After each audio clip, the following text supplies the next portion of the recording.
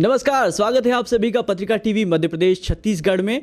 और आज हमारे साथ स्टूडियो में मौजूद हैं ग्रैंड मास्टर शिफू जी शौर्य भारद्वाज, जिनका कनेक्शन मध्य प्रदेश से हैं और इन दिनों आए हुए थे किसी कार्यक्रम के सिलसिले में। और जब उन्हें पता चला एक शहीदों के जो पेरेंट्स हैं उनका सम्मान समारोह था, वहाँ पर उनको एक मामला पता चला तो उन्होंने इस मामले को उठाया और मीडिया से इंटरेक्शन किया। सबसे पहले जानने की कोशिश रहेगी कि आखिर वो मामला क्या था और बाकी बातें भी जो शिफू जी के बारे में भ्रामक चीज़ें हैं उनके बारे में भी जानने की कोशिश रहेगी। बहुत बहुत स्वागत है सर आपका। जय हिंद वर्मा साहब। अब क्या बोलें, अब घर है अपना। दूसरी चीज़ ये है कि एक लाइन सुधारूंगा कि जैसे आपने कहा मध्य प्रदेश से कनेक्शन, मेरा कोई कनेक्शन नहीं है। पहली बात, भारत कोई आदमी होता है एक राज्य से, मैं एक राष्ट्र से हूँ। मेरी पहचान मेरी रिपब्लिक ऑफ भारत, मेरा पासपोर्ट कहता है भारत गणराज्य, मैं उसका रिप्रेजेंटेटिव हूँ, एक राज्य का नहीं। पहली बात। दूसरी चीज़ ये है कि मुद्दा क्या हुआ, हमने परसों सम्मान किया एक महिला का। ओम प्रकाश जी जो शहीद हुए थे 2013 में श्रीनगर में, उनकी श्रीमती जी को जो कंपनसेशन मिला था, 5 लोगों को शहीद हुए थे, उनमें से एक ये थे। वहाँ पर उन्होंने ये किया कि एक व्यक्ति आता है वर्दी पहन के, नकली फर्जी दस्तावेज उनको दिखाता है, उनको लगता है क्योंकि महिला, और उनसे ये कहा कि आप एक काम करिए, आप तो अपने इनकी जो आपको कंपनसेशन मिला है 35 लाख रुपए मिलना है और आप इसका इतना परसेंटेज जो है ये आप इनकी माता जी के अकाउंट में डाल दीजिए, हम आपको दस्तावेज दे देते हैं और आपको 35 लाख रुपए मिल जाएगा। वो महिलाएं, एक बात बताइए, 2 बच्चे हैं जिनका पति शहीद हो गया, वो पियून का काम करती हैं। ये तो अपने आप में एक धिक्कार है हम सब भारतीयों के ऊपर। एक शहीद की बीबी को क्या बोले, मतलब वो गुस्से वाला है, लेकिन ठीक है संभालते हैं। अभी भाषा बिगड़ेगी तो कईयों की नीचे हवा हो जाएगी टाइट। तो वो मुद्दा था। फिर जब मुझे मैं निकल गया, मतलब बनी बात है, मैं मुंबई से आया हूँ, मुझे वापस आना था, मैं निकलने ही वाला था, मतलब समझ लीजिए आप आधे रास्ते से लौट के आने वाली स्थिति थी। और ये मैटर पता चला क्योंकि इनका हमने परसों सम्मान किया है, तो हम जिनका सम्मान कर रहे हैं उनके पीछे इतनी बड़ी कहानी थी, किसी ने नहीं बताई मुझे। जैसा पता चला हम वापस आए यहाँ पर। खबरें अभी तक का जो कार्यक्रम था शौर्य अलंकरण, उसमें आए थे। हमने क्या किया, हमने एक प्लान किया कि अब इसको बवंडर बनाना पड़ेगा। क्यों? जब मैंने पता किया तो ये पता चला वो आदमी जिसने पैसा लिया था वो इनके साथ बैंक गया, इनकी एफडी तोड़वाई, उस एफडी के पैसे लिए, फिर कहीं पे ऑफिस में गए जहां बोला कि हम एफिडेविट करवा लेते हैं, उनका मोबाइल लिया मैडम का कि हम दिल्ली से आए हैं, आप हमें मोबाइल दीजिए, गाड़ी ली इनके छोटे भाई की और रफा दफा हो गया। मतलब पहली बात तो मोबाइल की लोकेशन आना चाहिए साइबर से, इनने कंप्लेन की। लेकिन मुझे बाद में समझ में आया कि वो थाना इंचार्ज के लेवल पे अभी ये कंप्लेन है, जो मुझे समझ में आया। बड़े अधिकारियों तक ये बात पहुंची नहीं। बड़े अधिकारियों तक बात पहुंचाने के लिए सीधी सी बात है आपको बात करना पड़ेगी। आज मुझे एक बड़ी अच्छी बात लगी, आज 44 मीडिया हाउसेस आए, वहां पर मैं बोलता हूं ये जिम्मेदारी तो आपकी है। मैंने तो अपना काम कर दिया कि हमने एक प्रेस कॉन्फ्रेंस बुला के खबर तो पहुंचाई आप तक। और बनी बात है, मैं इसमें राष्ट्रपति, प्रधानमंत्री जी, डीजीपी सर, मैं सब के सब लोगों को इस पर टैग करूंगा जब ये पूरे वीडियो न्यूज़ आएगी कि भाई मैं तो ये मानता हूं कि इस पर इंक्वायरी होना चाहिए। क्यों? दूसरा, मुझे बड़ा स्कैंडल लग रहा है, अगर उस व्यक्ति के पास एक शहीद की पूरी डिटेल थी, मतलब उसके पास और शहीदों के साथ भी फ्रॉड हुआ होगा लेकिन उनकी कोई खबर नहीं आई है, तो उस पर एक डिटेल्ड इंक्वायरी होना चाहिए। बनी बात है वो सीआरपीएफ का बन के आएगा, ओरिजिनल तो होगा नहीं। लेकिन एक चीज़ हो गई है, बैंक के सीसीटीवी फुटेज में उसका चेहरा आया है। मतलब आपके पास उसका चेहरा, जहां से आप चेहरे से आइडेंटिफाई करके बायोमेट्रिक्स भी मिल सकते हैं उसके कहीं ना कहीं, और कुछ भी कर लो। फोटो बड़ी ताकत होती है। सोशल मीडिया अपनी पे आ गया ना, तो खखून के कुछ भी निकाल लेता। और जिनने, कईयों ने आज मीडिया पे, सब कुछ बंधु थे, उनने सवाल उठाया पुलिस की प्रक्रिया पे। एक बात बताइए आप, पुलिस की प्रक्रिया पे ऐसा है कि उनके पास अगर उनको सही जगह से आदेश आते हैं, और उनने जिस दिन ठान ली, ऐसा एक कांस्टेबल ने बड़े बड़े अरबपति के घर पे भी जाके डंडा ठोक दे रात को, बोले कि साहब आपका वारंट है, तो उसकी हवा खराब हो जाती है। यहाँ तो एक चुरकट है। लेकिन बात यह है कि शहीद, आप वो महिला का आप सोचिए, उन बहन जी का सोचिए, उनके पास तो कुछ नहीं रह गया। 8.5 लाख रुपए जो उनके पति की शहादत के तौर पर मिला था, उसका कंपनसेशन वो लेकर वो आदमी भाग गया। तो इसीलिए मैं आया हूं। बनी बात है, मेरे को इससे कोई वो नहीं चाहिए। मैं पहले बोल देता हूं, मेरा पूरा काट दीजिए, चेहरा काट दीजिए, वॉइस ओवर है जो भी है उन महिला का। लेकिन आपने भी इंटरव्यू किया है आज, आप उनका इंटरव्यू जरूर रखिएगा, बहुत ज़रूरी है। चलिए, बिल्कुल। एक चीज़ बड़ी इंटरेस्टिंग अभी अभी हालांकि हमें पता चली कि आपका जो नाम है, पूरा नाम ही ग्रैंड मास्टर शिफू जी शौर्य भारद्वाज, और आधार और पैन कार्ड पे जो सिग्नेचर है इनकलाब जिंदाबाद, ये किस तरह का जुनून है? आशिकी है साहब। एक आशिक ना, मेरे को एक आशिक ने बताया था, जिसे सच्ची मोहब्बत होती है वो महबूब के घर के सुबह से रात तक खड़ा रहता है। यहाँ तो मेरी माँ ही महबूबा है। इससे पाक मोहब्बत क्या होगी। मेरी माँ से आशिकी कुछ ऐसी है, नशेड़ी हूँ ना मैं, मेरी तकलीफ ये है मैं नशेड़ी हूँ, बहुत बड़ा, बहुत नशेखोर हूँ। बस ये फ़र्क है मेरे नशे में और दुनिया के फ़र्क में कि उनका सवेरे उतर जाता है, मेरा सवेरे सवेरे मत्थे पर चढ़ता है, इंकलाब का नशा है। तो जब इंकलाब है, मेरा नाम जब मैं लिखता हूँ बार बार, तो मुझे मेरे में स्वाभिमान आता है, मुझे ये आता है कि मेरा नाम ये है, मुझे अपने ऊपर थोड़ा गुरूर आ जाता है। जब मैं इंकलाब लिखता हूँ तो मुझ में जिम्मेदारी होती है। ये इंकलाब मैंने इसलिए इधर लिखवाया कि जब मैं ब्रश करता हूँ ना और दाढ़ी बनाता हूँ सुबह सुबह, ये मुझे याद दिलाता है कि मुझे जिम्मेदारी। इंकलाब जिंदाबाद का मतलब क्या है? लॉन्ग लिव रेवोल्यूशन, मतलब क्रांति अमर रहे, क्रांति चलती रहे। वो ये नहीं किसी के खिलाफ नहीं है, सबसे पहले तो मुझे खुद से लड़ना है ना इंकलाब। दूसरी चीज, ग्रैंड मास्टर शिफू जी के बारे में लोगों को समझ में नहीं आया। भैया कोई चाइनीज शब्द नहीं है, हम सच्चे देशभक्त, मतलब हम बोल तो नहीं सकते, एक सामान्य भारतीय हूं, लेकिन थोड़ा मोहब्बत करता हूं, तो मैं काहे को चीनी नाम रखूंगा। 3 शब्द हैं, शिह फू जेह। शिह का मतलब है जहां से शिव की उत्पत्ति हुई, महाकाल की। फू का मतलब है खड़ाऊ, पादुकाएं।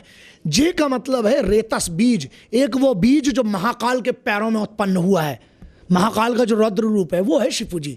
तो ये हिंदी की संस्कृत के 3 शब्दों से बना हुआ, 3 शिफू जी, वो है शिफू जी। ये शिफू और जी अलग अलग नहीं है, ये नाम है। शौर्य की बात ये है कि राशि का है, भारद्वाज ये है, गोत्र है, तो ये पूरा मिला के बन गया। और पूरी संवैधानिक प्रक्रिया से हमने अपना नाम बदला। ये मुझे संविधान ने मुझे परमिशन दी, मैं उसका उपयोग करा। चलिए, उम्मीद करते हैं लोगों को समझ में आ जाएगा ये कोई चाइनीज़ नाम नहीं है, इसका मीनिंग जो है बहुत बिल्कुल है। चलिए, ये जानना चाहेंगे, बहुत सारी बातें आपके बारे में होती हैं इंटरनेट पे। सबसे पहली बात यहाँ पे मैं कहना चाहूँगा, गाली बहुत देते हैं आप वीडियोज़ में। मतलब एक वीडियो जो सबसे ज़्यादा वायरल हुआ, कोई विशेष वजह या उससे वो ज़्यादा इम्पैक्टफुल होती है अपनी बात पहुँचाने के लिए? मुझे घर ने नहीं सिखाई है, मेरे माता पिताजी ने नहीं सिखाई, मेरे संस्कारों ने नहीं सिखाई। मैं आपसे एक बात बताता हूँ, कृते प्रतिकृतम कुर्यात हिंसने प्रतिहिंसनम तत्र दोषो न पतति दुष्टौ दुष्टम समाचरेत। ठीक है। दूसरा बोला हन्नलहज़दन्नमहम मुक़ल्लहजल्लमा अवहल्लन्नसउदमहमो। ठीक है, दोनों के मतलब समझ में आए। और हमने बोला इसकी जो ये है, इसकी के आगे हम छोड़ देते हैं, मान लो, तो भी आप समझ जाओगे। कारण है, मातृभाषा है मेरी। ठीक है, मैंने मेरे इंटरनेट पे मिनिमम, मुझे जितना कि वो एक दिन रिपोर्ट बता रहा था, 2500 से ज़्यादा वीडियो है, यहाँ की बाइट वहाँ की बाइट मिला के 2500 मिनिमम बताया था। ठीक है, मेरे खुद के यूट्यूब चैनल पे जो मेरी टीम मैनेज करती है वन डिजिटल, उस पर 300 के 250 वीडियो होंगे कम से कम। उसमें एक वीडियो में गाली बकी है, वो भी उरी के बाद, और बड़े अभिमान से बोलता हूँ, मैंने कुछ भी गलत नहीं बोला। क्यों? वो उपाधियाँ हैं, गाली नहीं है, उपाधि है। एक आदमी ये लिखता है कि जो शहीद, मतलब शहीद कौन हुआ? जो आतंकवादी जो पाकिस्तान से आए थे वो शहीद हुए हैं, और ये साले, ये वर्ड है, ये साले कमीने फ्री की रोटी खा के, फौज में हराम की कमाई खा के सो रहे थे।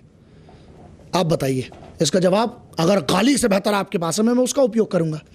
गाली साहब मेरा आक्रोश था, क्योंकि मुझे सामने पड़ते ना, मैं संविधान का बहुत सम्मान करता हूं, लेकिन अगर मेरे भारत के शहीद, जिसने, उस माँ ने अपना लाल दिया है, उसके दिल पे क्या गुजरेगी जब आप उसके बेटे को बोल रहे हो कि इनको शहीद का दर्जा नहीं, ये तो साले गद्दार थे। बीच से हाथ रख के फाड़ना बनता है साहब। लेकिन संविधान ने हाथ बांध रखे और मैं संविधान का सम्मान करता हूं, पहली बात। दूसरी बात, गाली, मैं एक वीडियो में बचा, उसको काट काट के लोगों ने सब जगह चिपकाया। मतलब बनी बात है, देश सुनना चाहता था, मैंने थोड़ी किसी को इन्वाइट किया। मैंने बोला, मैंने एक भी अपने वीडियो में बोला कि मेरा वीडियो देखो, मैं बोलता देखना देखो नहीं, भगो। मैं अपनी बात रखता हूं, आपको पसंद आए नहीं पसंद है वो तुम्हारी हेडेक है।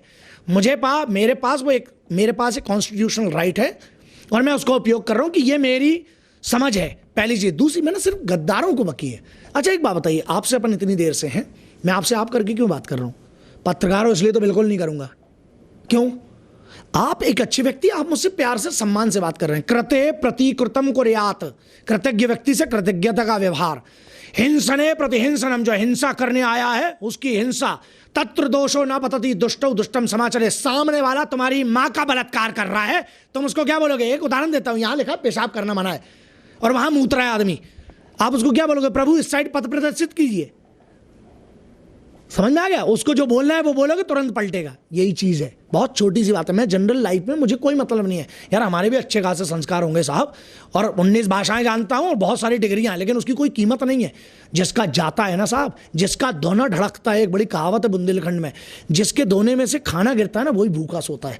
जब मेरे घर में शहीद है ना, मुझे पता है कि वो फीलिंग क्या होती है। ये कौन मुझे 2 कौड़ी का आदमी ज्ञान देगा कि क्या होती है शहादतें, इनको पता है, न्यूज़ चैनल पर बैठ के बकैती करते हैं, 100 मीटर दौड़ाने जाएगा, फौज को ज्ञान देते हैं। तो बिल्कुल इसी पे आ जाते हैं। अभी एयर स्ट्राइक जो हुई हालिया पुलवामा अटैक के बाद, और उसके बाद से फिर जो सवालात का दौर शुरू हो गया, सब आपस में बट गए कि फौज गई थी, कितने मारे, सिर्फ पेड़ गिरा के आ गए और तमाम चीज़ें जो हैं। तो क्या लगता है कि जो जिस तरीके के सवाल उठ रहे हैं, वाकई में सरकार को जवाब देना चाहिए? ये तो सरकार से पूछें, पहली बात तो ये नहीं, एक इनकलाब का जो जुनून है आपके अंदर, उसके आधार पे आपको क्या लगता है? एक सामान्य भारतीय के नाते मैं जो सोचता हूँ वो बताता हूँ। पहली बात तो ये, बुराई वो ही करते हैं जो बराबरी नहीं कर सकते। नंबर एक, आप जहाँ बैठे हो ना, बुराई करने के कारण ही बैठे होगे यहाँ पे, क्योंकि किसी न किसी ने कभी ना कभी अपमान किया था, उसका जवाब देना है दोस्त, उसी के लिए हम काम करते हैं सुबह से रात तक। पहली बात। दूसरी बात, सवाल किस बात पे है? पहली बात तो ये बताइए, इन सब लोगों से मेरा एक सवाल है जो ये सवाल कर रहे हैं, क्या इनने अपने बाप का डीएनए टेस्ट करवाया है? नहीं करवाया। तो फिर तुम ये कैसे श्योर हो कि तुम्हारा बाप वही है कि नहीं? नहीं है ना। तुम्हारी माता जी ने कह दी कि तुम्हारा बाप है, तुम्हारे पिताजी हैं, तो तुम पापा पापा चिल्लाते हो। डीएनए की रिपोर्ट लाओ। जिस दिन ये साबित कर देंगे मुझे डीएनए की रिपोर्ट कि हम अपने बाप की औलाद हैं, उस दिन मैं एक एक डिटेल पे बात कर लूंगा। एक एक डिटेल पे आपको जो सुनना, मैं भागता नहीं हूं। आपने पिछली कॉन्फ्रेंस में भी बोला, 2 लौंडों ने सवाल पूछा, मैं बैठा रहा, वो भाग गए साले सवाल पूछ के। पूछो ना मेरे से, अरे मैं तो इधर ही बैठा हूं, जो सवाल पूछना है मेरे से पूछो। कूबा ततनियल, लंगोट रखिए टाइट और पेपर रखिए राइट। हम नहीं डरते अच्छों से, क्योंकि हम सच बोल रहे हैं। माँ ने सिखाया था, सच की सबसे बड़ी ताकत याद नहीं रखना पड़ता। अब सुनिए, आप बात करते हो फाइटर जेट की, ठीक है यार, सीधी सी बात है, अभिनंदन को भी कमजोर दिखाया गया, विंग कमांडर साहब को। यार वो वॉरियर है, उसकी आंखों का जुनून देखो, आंखों में वो देखा आपने, शमशान था वो आंखों में, वो मिटा के आ जाता अकेला। लेकिन मजलूमों को थोड़ी मार रहा है पाकिस्तान में। दूसरी बात, यस 12 मिराज गए, उनने हमला किया। अब इसके पीछे का बेस बताता हूं आपको। ऐसा है, कोई भी जब स्ट्राइक होती है वो कोऑर्डिनेट करती है इंटेलिजेंस से, सर्वेलेंस के बेसिस पर। जब वो सर्वेलेंसेस के बेसिस पर करती हैं, वहां पर एक आपके पास इनपुट आता है। एयरफोर्स से ये पूछ रहे, राजीव गांधी साहब प्रधानमंत्री थे, उनका आप बताइए, उनके बालों से या जो भी उन चीज़ें, उन एविडेंसेस से, जूते के उससे पता किया गया कि ये भाई बनी बात है ब्लास्ट में, क्योंकि आप सोचिए वो 1 किलो ब्लास्ट में उसका उपयोग हुआ था। ठीक है, हम ये बोलते हैं जब हमारे पुलवामा के शहीदों के ऊपर जब ब्लास्ट हुआ, आईडी लगाई गई, उनकी कितनों की छिन्न भिन्न हुई, मेरे उन भाइयों की ना वो गुस्सा भरा हुआ है, छिन्न भिन्न हुई उनकी लाशें। क्यों? क्योंकि जब ब्लास्ट होता है ना तो क्या हालत होती होगी। एक बात बताइए, आप एक सुतली बम फोड़ते हैं, इतना सा ना, उसमें इतना बारूद होता है सुतली बम में, और उसको लपेटा जाता है, राइट, इतना।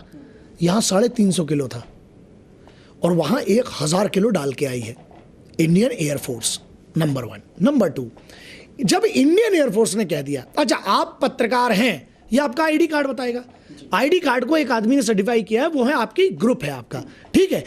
फौज ने ये किया कि नहीं, वो सर्टिफाई कौन करेगा?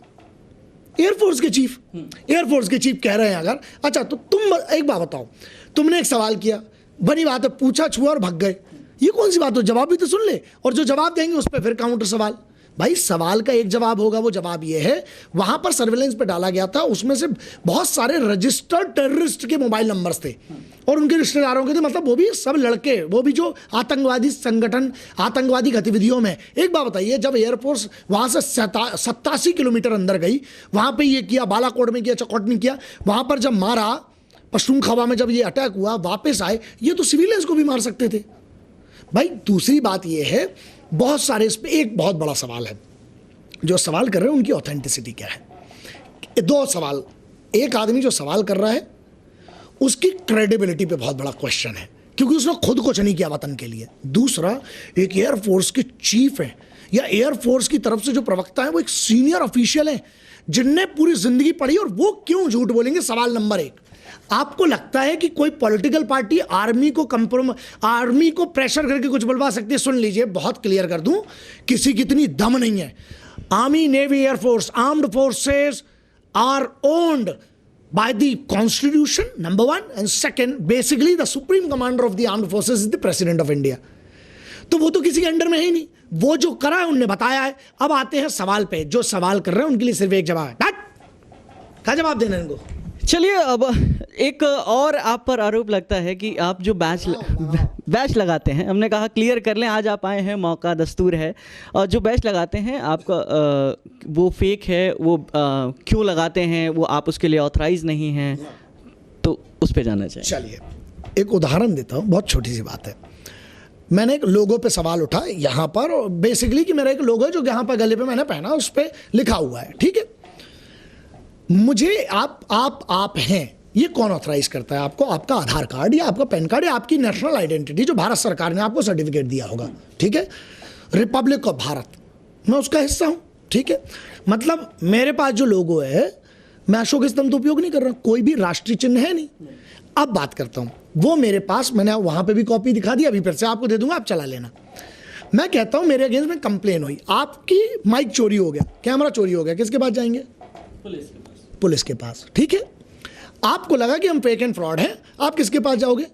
पुलिस के पास। तुमने सोशल मीडिया पे भी हंगामा कर लिया, फिर तुम गए पुलिस के पास, ठीक है। इसमें 2 लोग इन्वॉल्व थे, उसमें से एक का बता दें, मैं महिला का नाम नहीं बदनाम करना चाहता हूं, उनकी तो खुद की एडवाइजरी निकली है, उन पे इतना बड़े आर्टिकल आए कि वो संदिग्ध गतिविधियों में है और पूरी तीनों सेनाओं के आसपास भी नहीं फटक सकती वो औरत। उसको कहते हैं, अब वो क्या कहेंगे, मैं उनके महिला है, मैं उनके बारे में कुछ नहीं कहूँगा। और एक लमड़ी लपाड़ी बहुत सारे हैं, करते रहते हैं, क्या है, हमारे नाम से बेचारों की रोटी चल गई होगी, जो भी, हमें कोई फर्क पड़ता नहीं है। पहली चीज़, आपने कंप्लेन की, कंप्लेन नंबर सुन लीजिए, कंप्लेन नंबर 69954, 3 दिसंबर 2016, कंप्लेंट नंबर 69994, 6994, 69994, 69954, ठीक है। ये मुंबई पुलिस की क्लोजर रिपोर्ट में कंप्लेन नंबर भी आएगा। मुंबई पुलिस की क्लोजर रिपोर्ट आपको ऑनलाइन मिल जाएगी, आप सिर्फ इतना डाल दें, complaint against Shifuji, status of the complain against Shifuji, जिसमें क्या क्या आरोप है वो भी सुन लीजिए, आपको वो डिटेल भी देते हैं। आरोप ये है कि हम फेक है, फ्रॉड है, हमने फौज के लोगो यूज़ किए हैं, हमने पैसा कमा लिया फौज के नाम पे बहुत सारा, और हम यहाँ रहते हैं, और हमने लोगों को बता दिया कि हम आर्मी ऑफिसर हैं। डीसीपी स्तर की, वहाँ पर डीसीपी साहब मार्क हुए जोन 11 के, एसीपी लेवल, मतलब ये हायरार्की होती है, पैटर्न है। जब ऑनलाइन कंप्लेन होती है, विशेषकर मुंबई पुलिस, आपको पता है मुंबई पुलिस ने किस किस को उठा के अंदर डाल दिया है, ठीक है। इतनी किसी की औकात नहीं है कि उनको खरीद ले। जो ये लोगों का एक भ्रांति है ना कि आप पुलिस से कुछ भी करवा लोगे, नहीं। यहाँ पे मैटर ये कि बहुत बड़ा बवाल है, सोशल मीडिया तो वैसे ही अलर्ट होते हैं, है ना। उनने इंक्वायरी की, हमसे सवाल, हम ऑथराइज आदमी को जवाब देंगे। 2 कौड़ी का चिंदी चोर, जिस पे खुद सवाल ये है कि तू आईएसआई का एजेंट है कि नहीं, तो पहले ये साबित कर। अगर तू ये साबित कर दे कि तू आईएसआई का एजेंट नहीं है और तू कोई अधिकारी है, मैं तेरे को जवाब देता हूं। जवाब मुझसे मानने का अधिकार किसका है? कंप्लेन किसके पास हुई है? पुलिस की। पुलिस का काम है मुझसे इन्वेस्टिगेशन करेगी। पुलिस ने डिटेल्ड इंक्वायरी रिपोर्ट में लिखा, ग्रैंड मैं आपको कॉपी देके जाऊंगा, उसको ऑनलाइन डली हुई है, 69954 against grandmaster Shifuji, closure report from Mumbai police, DCP level पे उसको मार्क किया गया। ऐसे गुजरात की क्राइम ब्रांच में हुआ, सबरे राज्यों में गृह मंत्रालय, अरे रक्षा मंत्रालय, गृह मंत्रालय, होम मिनिस्टर, सबको नाम दर्ज पत्र लिखे गए, आरटीआई की गई मेरे अगेंस्ट में 100 से 150।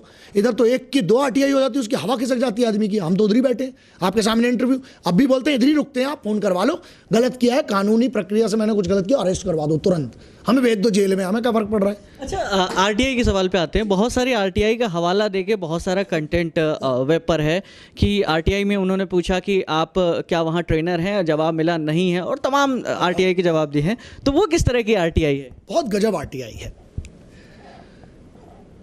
आप मध्य प्रदेश, क्या मध्य प्रदेश के प्रधानमंत्री ओबामा हैं? ये सवाल है। क्या सवाल सही है? पहली बात तो प्रदेश का प्रधानमंत्री नहीं होगा, और होगा तो भारतीय होंगे, ओबामा साहब नहीं होंगे। दूसरी बात, क्या इनके पास जो बिल्ली है वो 9 फुट की है? तो जवाब क्या आएगा? नहीं है। अब हमारे लिए सवाल पूछा गया कि क्या ग्रैंड मास्टर शिफूजी शौर्य भारद्वाज, क्या ये मरीन कमांडोज के, क्या ये मरीन कमांडो के ऑफिसर हैं? अरे नहीं। पहला बड़ा सवाल ये, पहले लल्ला ये निकाल के लाओ इंटरनेट से कि हमने कब बोला कि हम एक आर्मी ऑफिसर हैं, नंबर 1। नंबर 2, मैं एक फ्रीलांस मेंटोर हूं, मैं अपनी जो मेरी अधकचरा जो भी सर्विसेज है, जो मुझसे मांगता है, मैं अपनी सर्विसेज फ्री ऑफ कॉस्ट। एक माइकल आल बता दे कि आज तक अपनी सर्विसेज, आपके जो कैमरा मैन है, इनसे मेरी क्या परिचय तो पूछ लेना, इनने मेरी खुद की ट्रेनिंग, यहाँ पर किसकी ट्रेनिंग कवर की वो नहीं, लेकिन इनको पता है, इनने जब ये चैनल में थे, इनको पता है मैंने कौन कौन सी ट्रेनिंग इसी राज्य में अगर बात करें किस किस की करी है, कौन कौन से कमांडो कहाँ कहाँ देख लो। दूसरी बात यह है, जब सवाल गलत है तो जवाब गलत आएगा। दूसरी और एक और चीज़ है, आरटीआई में आप पूछ रहे हो ट्रेनिंग से संबंधित। ट्रेनिंग से संबंधित मतलब एक बात बताएं, हम एक आरटीआई कर लें और हम ये पूछ रहे हैं कि एक बात बताएं कमांडोज की किसी की भी ट्रेनिंग क्या क्या होती है, कौन कौन से हथियार उपयोग है। पागल आगल हो क्या? राइट टू इन्फॉर्मेशन है, उनको जो जवाब देना उनने दे दिया, ठीक है, पहली चीज। दूसरी चीज वही आरटीआई तो पुलिस को भी दिखाई गई। पुलिस मेरे दस्तावेज भी तो चेक करेगी ना। आरोप लगाना किसी का भी काम है, इंक्वायरी करना पुलिस का काम है, हमारा काम है जवाब देना। एक अधिकारी को हमने दिया, ऐसा है, हमने जवाब दिया। जो हम तो बोले अभी बैठे, जिसको बुलाना बुला लो, पेपर रखे हैं राइट, लंगोट रखिए टाइट। आप सुनो दूसरा मैटर इस पे क्या है, आप क्या करते हो, आप हमें सबूत दीजिए, यही वाली बात है। आप हमें सबूत दीजिए कि ट्रेनिंग कैसी होती, तुम्हारी औकात क्या है बे, तुम ऐसा ही एजेंट हो। एक बात बताइए, किसी भी विभाग की ट्रेनिंग जिसमें हथियार इन्वॉल्व हो या चाहे आदमी दौड़ रहा है, उस आदमी की एक आइडेंटिटी होती है। कुछ ऐसे गद्दार हैं इस देश के जिनने कमांडो ट्रेनिंग के वीडियो डाल रखे हैं, कमांडो ट्रेनिंग की, कि ये ऐसे स्पेशल फोर्सेस की ट्रेनिंग होती है। पता है, उनको तो उठा के जूते मारना चाहिए। तुमने अपनी फेसबुक के लिए, आपको पता है उनकी स्पेशल फोर्सेस के जो बंदे, उनके फेस आपने कभी भी देखा होगा, नकाब होते हैं। तुम उनकी ट्रेनिंग अगर वीडियो डाल रहे हो, तुमने उनकी सुरक्षा दांव पे लगा दी, उनके परिवार की। और दूसरी सबसे बड़ी चीज़ है, इनको अधिकार किसने दिया? ये भाई official secret act, national security act में ये बाध्य हैं चीज़ें। इंटरनेट पे आपसे हम काहे को डिस्कस करें, आप कौन, आप पत्रकार साहब हैं, आपकी एक लिमिट है, उतना ही पूछेंगे। और हमें आपको पूरा हक है ये पूछने का, आपने ब्लू क्यों पहना, आपने ये ब्लू क्यों पहना, आपने वाइट जूते क्यों पहने, बताइए।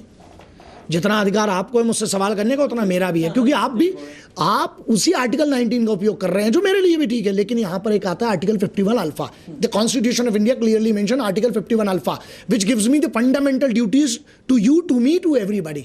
हमारी कुछ फंडामेंटल ड्यूटीज है। मेरी क्या है, मान लीजिए मैं एक साड़ी बनाता हूं, तो मैं एक फौजी के घर में जाके साड़ी दे दी, मैंने उसके पैसे नहीं, मान लीजिए, मुझे लगता है मेरा सम्मान है, मेरा जो नॉलेज है, मेरी एक कला है, मिट्टी सिस्टम, और मैं चैलेंज कर रहा हूं, उसके बारे में कुछ नहीं बताऊंगा, तुम्हें जहां ढूंढना ढूंढ लो। वो सिस्टम जिसको ट्रेंड होता है और जिसको करता हूं मैं हूं। मैं काहे को बताऊं तेरी अथॉरिटी क्या है, तेरी औकात क्या है। एक सोशल मीडिया पे एक गधा वीडियो बना के मुझसे पूछेगा, अबे तूने क्या किया देश के लिए, पहले वो साबित कर ले। दूसरी बात, सवाल कर, मुझे कोई दिक्कत नहीं, लेकिन जवाब तो बेटा पुलिस को दूंगा, तेरे को तो दूंगा नहीं। तो ऐसे बहुत सारे आते रहते, इनको हम बोलते हैं खाली स्थान भर लेना। हम इनको नहीं बोलेंगे कि उनकी तो औकात नहीं है जी। तो ऑपरेशन प्रहार का जिक्र किया था आपने, और हम जानना चाहेंगे ऑपरेशन प्रहार क्या है।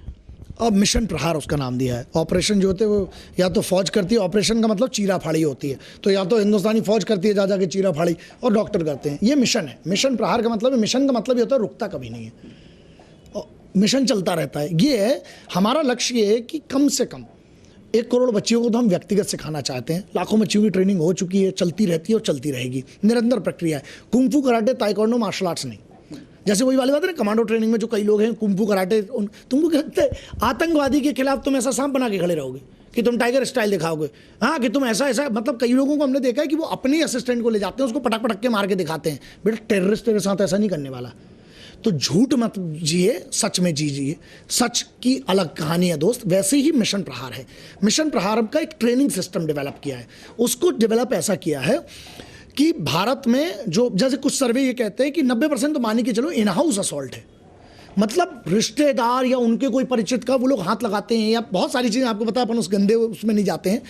वो महिला रिएक्ट क्या करे, तो बेसिकली ये है कि उसको अपने पास, एक बार बताइए, हर लड़की कहाँ ब्लैक बेल्ट लेती धूड़ी के, 10 साल किसके पास है? कड़े का उपयोग कैसे करे, चश्मे का उपयोग कैसे करे, आप अगर चश्मा पहने तो कब क्या करे, पेन का उपयोग कैसे करे। मैं एक बात बताता हूँ, एक लड़की के पास कुछ नहीं, पेन तो रखी होगी ना, ये आँख में घुसेड़ देना, इतना काफ़ी, हमको बच के निकलना है, वो उसकी ट्रेनिंग देते हैं। मिशन प्रहार का मतलब सर्वाइवल टैक्टिक्स, प्रोटेक्शन स्किल्स, सामने वाले के कमज़ोर हिस्सों पे मारकर बचो और भागो, क्योंकि वहाँ आपको युद्ध नहीं लड़ना है, आपको उस समय अपना सर्वाइवल करना है। उसको कब रिटेलिएट करना है, मान लीजिए एक रिश्तेदार है, उसने हाथ लगाया आपको पसंद नहीं है, उस समय जवाब देना थोड़ा सा गड़बड़ है, क्योंकि अगर कमरे की चटकनी बंद है तो थोड़ा सा कैसे भी करके बुद्धि का उपयोग करके, सही वक्त का उपयोग करके, वही वाली बात है ना, सबके लिए कहता हूँ कि ताकत होना बड़ी बात नहीं, उसका इस्तेमाल कब करना ये बड़ी बात है। तो बच्चियों को ये सिखाया जाता है। 2 दिन की ट्रेनिंग होती है, 7 घंटे का पूरा ट्रेनिंग प्रोग्राम है, ठीक है। यहाँ पे कितना किया इन लोग सब ने कवर किया हुआ है। मैं ये कहता हूँ आप उसको कैसे मारें और निकलें, सर्वाइवल, ठीक है। प्रोटेक्ट, हिट एंड रन, लेकिन स्पीड होना चाहिए, उसके लिए रियाज थोड़ा सा लगता है। तलवार निकालने में इतना वक्त ना लग जाए कि सामने वाला चप्पल मार के चला जाए। तो ये स्पीड है। महिलाओं को विशेष अधिकार क्या है वो है। लीगल पे बात होती है कि आपको क्या क्या मदद होती है। इसीलिए मेरा ये है कि मिशन प्रहार, मेरा एक सपना है, 2 सपने हैं जिस पे काम कर रहा हूँ। एक, भारत में मिलिट्री ट्रेनिंग कंपलसरी होना चाहिए, जो इजराइल और अन्य देशों में होना चाहिए, क्योंकि मैं इजराइल की बहुत सम्मान करता हूँ और ऐसे हर देश का जो देशभक्त है। कई लोग पूछते हैं कि इजराइल में कैसे सवाल नहीं होते हैं, इजराइल क्यों ऐसा कर लेता है? क्योंकि उसका जवाब ये है, इजराइल में गद्दार नहीं है। मतलब वहाँ गद्दारी नहीं चलती ना, वहाँ टांग के मार देते हैं। बहुत सी अरेबियन कंट्रीज हैं जहाँ पे आप बलात्कार करेंगे तो लिंग काट देंगे। क्यों? उसका कारण है भाई, एक का कटेगा ना तो पूरा देश जाके संतुलित रहेगा जिनको ये कर रहे हैं। और ये हैवान लोग हैं, इनसे आप कुंफू कराटे से नहीं लड़ सकते, इनके साथ ब्रूटल होना पड़ेगा। लड़कियों को मैं बोलता हूँ थर्माकोल कटर रखिए अपने पास, छोटा सा है, थर्माकोल कटर होती है, सर्जिकल वो जो ब्लेड होती है वो उतनी सी रखिए आप। मौका आए ना, आधा पैंट जब उतरा है आदमी का, सही जगह मारो, भागो। लड़की को कोई छेड़ रहा है ना, जैसे वो रिटेलिएट कब करना है ये पता होना चाहिए। तो ये मैटर है, मिशन प्रहार में यही सब सिखाते हैं। पहली बात है, मिशन प्रहार में स्वाभिमान दिया जाता है। मैं उन हर आदमियों के लिए बात करता हूं जो ये सवाल उठाते हैं कि बच्ची को क्या पहनना चाहिए और क्या नहीं पहनना चाहिए। पागल, तुम बेवकूफ हो, तुम हो कौन बे? वो सरकार चुनने का उसके पास अधिकार है 18 वर्ष की बच्ची को, और तुम उसको कपड़े चुनने नहीं दे रहे। लड़के के लिए गाइडलाइन है 2 बजे लौंडा घूम के आए तो चलेगा। अच्छा, और बेटी को 7 बजे क्यों वापस आना है? क्यों आना है भैया? तो ये कहाँ से बात है यार? मतलब तुम सिर झुका के, कौन बेवकूफ? मेरे को मतलब थप्पड़ मारूंगा। मैंने पुरानी वाली सूखी चप्पल रखी है उसके लिए, मैं मारूंगा उसको कि लड़कियों को सिर झुका के चलना चाहिए। क्यों? तू कौन होता है तानाशाह? मतलब आप कुत्ते डिसाइड करेंगे कि शेरनी क्या पहनेगी, यही वाली बात हो गई। सुभाष, शेरनी यार, उसको अधिकार दीजिए। इस देश ने ऐसी ऐसी वीरांगनाएं, 7,20,000 शहीद हुए तब आपको और हमें आज़ादी मिली है, जो हज़ारों साल की लड़ाई चली है। भारत इतना बड़ा गणराज्य कैसे बना? तो एक बात बताइए, उसमें महिलाएं, वीरांगनाओं ने भी, सबको लक्ष्मीबाई, मैं बोलता हूँ 2-4 के नाम बताऊँ, कित्तूर चेन्नम्मा। जॉन ठाकरे पहला कलेक्टर था ब्रिटिश एम्पायर का, उसका गर्दन उड़ा के ले आई थी काट के, अपने बेटे के स्वाभिमान के लिए, लिंगायत के स्वाभिमान के लिए। वहीं पर राजा कुंवर सिंह, 42,953 औरतों की फौज की सेना, उसकी सेना थी महिलाओं की। आप एक बात बताओ, वो आप विमेन एम्पावरमेंट की आज बात करें, वो तो कब का कर दिया उन्होंने। विमेन एम्पावरमेंट तभी होगा साहब जब बच्ची को आप और युवाओं को, सबको, लड़के सब बुरे नहीं है, हर लड़का थोड़ी रेपिस्ट है, हर लड़का थोड़ी बलात्कारी है। आपने लड़कों को सबको बुरा बना दिया सोशल मीडिया पे कि हर लौंडा खराब है। नहीं बॉस, ये देश जो है ना, ये युवाओं की मैं बहुत इज्जत करता हूँ, इसीलिए मैं कहता हूँ इनका बड़ा फैन हूँ। डिजिटल का उपयोग करिए, वतन बदलने में बहुत होगा। बवंडर क्रिएट कीजिए, और अब वो है ना, जब वोट करेंगे ना, हम किसी ना सरकार के सगे हैं ना किसी के उपकार के सगे हैं, हम सिपाहियों और किसान के सगे हैं। हमारी कोई राइट विंग लेफ्ट विंग है नहीं, हम सेंटर विंग वाले हैं, हम तो तिरंगे वाले हैं भैया। और हम किसी से नहीं डरते, उसका एक कारण बहुत सिंपल है। तो मैं जब जहाँ जो जैसे उखाड़ते बने उखाड़ लेना, नंबर 1। नंबर 2, पाकिस्तान के आतंकवादी जो यहाँ पे वो करते हैं, जिनका नाम नहीं लेते ना लोग डरते हैं। सुन बे, मौलाना अजहर मसूद अजहर, तू हाफिज सईद, बशीर अहमद, इखलाक, तुम जितने बैठे हो बे, तू इल्याही, सुन बे, तुम फौज की तरफ से, मैं जितना हिंदुस्तानी फौज को जानता हूँ, सुन लो बे, तुम्हारे धड़ों पे जो सर है ना, वो हिंदुस्तानी फौज की अमानत है। जिस दिन चाहेंगे साले तुम्हारे सर काट के ले आएंगे कराची इस्लामाबाद से। वो तो छोड़ रखा है क्योंकि कहीं ना कहीं हाथ बंधे हुए हैं। तो ऐसा है, जिस दिन फौज अपने पे आएगी, एक बात बताओ आप, अगर हम अपने इनको भाई नहीं मानते, कश्मीर वाले मुद्दे पे बोल रहा हूँ, आपने नहीं पूछा लेकिन बोलना पड़ेगा। एक बात बताइए, इनको भाई हमने औलाद मान रखा है तब तक बचे हो, जिस दिन जल्लाद मान लिया फौज ने, इतने होल होंगे, सबको पता है फिर हवा का क्या होगा। दूसरा मैटर, ये मेरा भारत ही ऐसा राष्ट्र साहब, AK-47 SD6 MP5 इंशास जैसे हथियार लेके ना पत्थर खाते हैं लौंडों के। आप पता है 32,000 से ज़्यादा ICU में हैं बच्चे, और घायल हुए हैं पत्थरों से। इस पर कोई बात नहीं करेगा। रोजगार की जो बात हम कर रहे हैं, हमारे इधर एम्प्लॉयमेंट का इतना बड़ा प्रॉब्लम है, उस पर बात नहीं होगी। हिंदू मुस्लिम सिख ईसाई शुरू हो जाता है चुनाव के पहले। अल्लाह वालों, राम वालों, अपने मजहब को सियासत से बचा लो। मंदिर मस्जिद कभी फुर्सत में बना लेना, जो नफरत से टूटे हैं वो घर तो बना लो, और एक ही रहने तो मेरे शहीदों का तिरंगा झंडा। साला रोज नए झंडे में डंडा फंसाने वालों, बहुत सोचना पड़ेगा। आपको काटा आपकी कट रही है, आपको पता भी नहीं है कि सद्दी, आप तो सद्दी से धरे जा रहे हो क्योंकि लंबी चल गए। गुरु, यहाँ खेल कुछ और है, आपको बनाया जा रहा है खालिस्तान, और आप बन भी रहे हो। अच्छा, चलिए अब बात करते हैं। बागी फिल्म में हमने देखा था एक उंगली पर आप खड़े हो गए थे, एक्शन डायरेक्टर के तौर पे। नहीं, डायरेक्टर नहीं, डिज़ाइनर और कंसल्टेंट। एक्शन डिज़ाइनर के तौर पर इंडस्ट्री में एक अलग मकाम है। बहुत से लोग जानते हैं कि बागी में जब आप दिखे थे तो लोगों को लगा कि बॉलीवुड में डेब्यू तब किया। तो हम जानना चाहेंगे बॉलीवुड से कनेक्शन कब से है आपका? बहुत ज़्यादा इस पर बात नहीं करूँगा, उसका रीज़न है, इंटरनेट पे बहुत सारी IMDb पे जाएं, मेरी प्रोफाइल देख लें। रीज़न ये है, या तो हम शहीदों के लिए बात करते हैं, क्योंकि हम बॉलीवुड को कभी हीरो नहीं माने और आज तक ना मानेंगे। ये पहली बात तो ये शब्द बंद करो, इनके लिए हीरो कौन है? हम धंधे पे लात मार रहे हैं, धंधे पे, है ना, लेकिन सच है और अब में इतनी कुवत है। कौन है ये? नकली है एक्टर, कोई भी हो चाहे। असली इस देश में इनको पहनता हूं मैं, या तो हीरो शहीद हैं क्रांतिकारी, या मेरे फौजी भाई। अपन नहीं मानते जो बॉलीवुड वालों को और ना हॉलीवुड वालों को, ठीक है। अबे तुम जहां उड़ रहे हो ना वो नकली दुनिया है। असली दुनिया में -60 में वो सिपाही खड़ा है मेरा यार, सियाचिन ग्लेशियर में। वहाँ राजस्थान, वहाँ पे असम, वहाँ पर त्रिपुरा, वहाँ पर सुखना जैसे जंगलों पे एक सिपाही खड़ा है। मैं उसको हीरो मानता हूँ, वो हीरो है। इनको एक्टर बोलो, पहली बात, ठीक है। इस पर प्रोफाइल पे इसलिए बात नहीं करते, अपन शहीद के परिवार और शहीद और भारत की बात करते हैं, ठीक है। बॉलीवुड एक इंडस्ट्री, मैं उसकी इज्जत करता हूँ, बड़ी अनुशासित इंडस्ट्री है, बहुत बड़ी इंडस्ट्री है। लेकिन अगर आप चुनने कहेंगे साहब, तो बगैर सोचे सपने में भी भारत पहले, हिंदुस्तान पहले, बाकी सब आते रहेंगे जाते रहेंगे। चलिए, बहुत बहुत धन्यवाद हमसे बात करने के लिए। तो भारत सबसे पहले है ग्रैंड मास्टर शिफूजी शौर्य भारद्वाज के लिए बहुत बहुत सारी चीज़ें जो हैं वो उन्होंने हमसे शेयर की। तो अगली बार फिर किसी नई शख्सियत के साथ होगी मुलाकात, तब तक के लिए मुझे दीजिए इजाज़त। नमस्कार।